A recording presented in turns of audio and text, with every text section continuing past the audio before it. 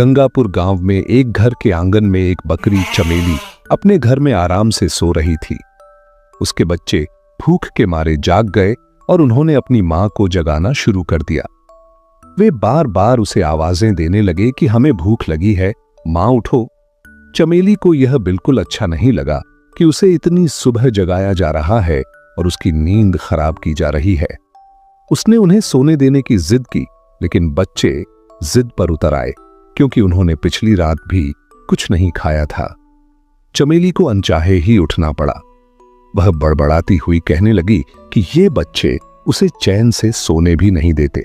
जब उसने बच्चों से पूछा कि कल लाया हुआ खाना कहां गया, तो बच्चों ने जवाब दिया कि वे खा चुके हैं। यह सुनकर चमेली को गुस्सा आया और कहने लगी कि तुम्हारे पेट तो जैसे कुएं हैं, जितना लाती हूं सब खा जाते हो। आखिरकार चमेली मजबूर होकर खेत में खाने की तलाश में निकल पड़ी। वह सोचती जा रही थी कि इन बच्चों ने तो नाक में दम कर रखा है, इन्हें क्या पता कि खाना लाने में कितनी मेहनत लगती है। चमेली एक कामचोर और सुस्त बकरी थी।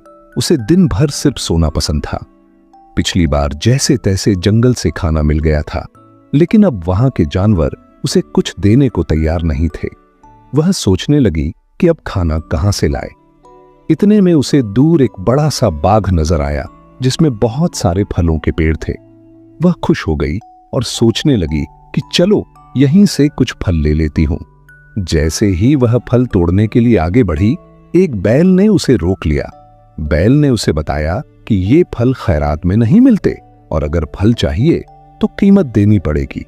चमेली के पास पैसे नहीं थे। उसने बैल से रहम की अपील की और अपनी हालत बताई। बैल को उस पर तरस आया और उसने शर्त रखी कि अगर चमेली रोज बाग में पानी दे और रखवाली करे तो वह उसे रोज खाना दे सकता है। मगर चमेली ने काम करने से इनकार कर दिया और वहां से चली गई। आगे जाकर उसके पैर चलते चलते दुखने लगे। वह थक चुकी थी और कहने लगी कि थोड़े से खाने के लिए कितना चलना पड़ता है। इतने में उसे दूर एक इंसान का घर नजर आया जहां दो बकरियां आंगन में खड़ी घास खा रही थीं। चमेली ने सोचा कि ये मेरी ही जात की बकरियां होंगी, ये जरूर कुछ खाने को देंगी। वह उनके पास पहुंची, मगर वहां भी उसे साफ जवाब मिला कि यहां मुफ्त में खाना नहीं मिलता। इन बकरियों को रोज मालिक को दूध देना पड़ता था, तब जाकर खाना मिलता है। इतने में घर का मालिक आया जिसका नाम हरिया था। उसने चमेली से पूछा कि वह कहां से आई है। चमेली ने बताया कि उसके बच्चे भूखे हैं, उसे खाने की जरूरत है। हरिया ने भी शर्त रखी कि अगर वह दूध दे तो रोज अच्छा खाना देगा, मगर चमेली ने इनकार कर दिया और वहां से भी चलती बनी। थोड़ा आगे जाकर चमेली को एक खेत नजर आया जो खाली था और वहां बहुत सारी फसलें थीं। चमेली ने सोचा कि यहां से तो मुफ्त का खाना मिल जाएगा। उसने मौके का फायदा उठाया और खूब पेट भर के खाया और अपने बच्चों के लिए भी बहुत सारी फसल तोड़ ली। खाने के बाद वह एक पेड़ के नीचे सो गई। कुछ देर बाद खेत का मालिक चमन आया। उसने देखा कि उसकी फसल किसी ने तोड़ी है। वह गुस्से से चमेली को पेड़ से बांध देता है और इल्जाम लगाता है कि उसने चोरी की है। चमेली रहम की अपील करती है, मगर चमन का दिल नहीं पसीजता। वह घर के अंदर चला जाता है और चमेली 3 दिन तक भूखी प्यासी बंधी रहती है। उधर चमेली के बच्चे घर में बैठे अपनी मां का इंतजार कर रहे थे और सोचने लगे कि मां कहीं फिर सो तो नहीं गई। वे कहते हैं कि मां कितनी सुस्त और कामचोर है, शायद उसे हमारी परवाह नहीं, मगर हमें उसकी फिक्र है। चलो हम उसे ढूंढने निकलते हैं। उधर चमेली बहुत कमजोर हो चुकी थी। रात के वक्त एक चूहा उसके पास आता है जो उसे पहचान लेता है।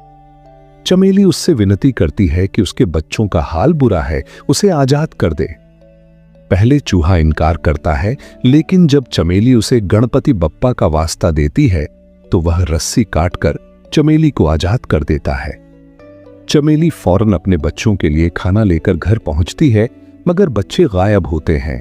वह घबरा जाती है और उनकी तलाश में निकल पड़ती है। कई घंटों बाद वह दोबारा उस बैल के पास पहुंचती है जो बाग का मालिक था। वह बैल बताता है कि बच्चे 2 दिन पहले उसके पास आए थे और अपनी मां के बारे में पूछ रहे थे, मगर जब बैल ने उन्हें बताया कि उनकी मां एक कामचोर बकरी है तो बच्चे शर्मिंदा होकर वहां से चले गए। चमेली रोती हुई बच्चों की तलाश में हर तरफ भटकती है और चलते चलते हरिया के घर पहुंचती है।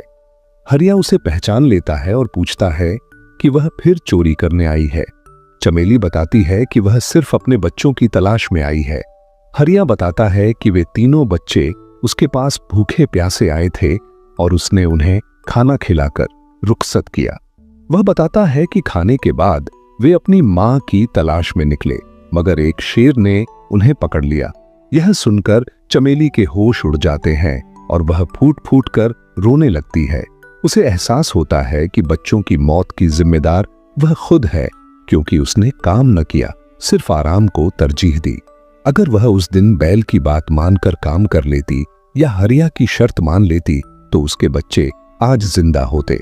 वह गमगीन होकर चमन के खेत में वापस जाती है और उससे कहती है कि वह उसे दोबारा पेड़ से बांध दे, क्योंकि वह अब जीना नहीं चाहती।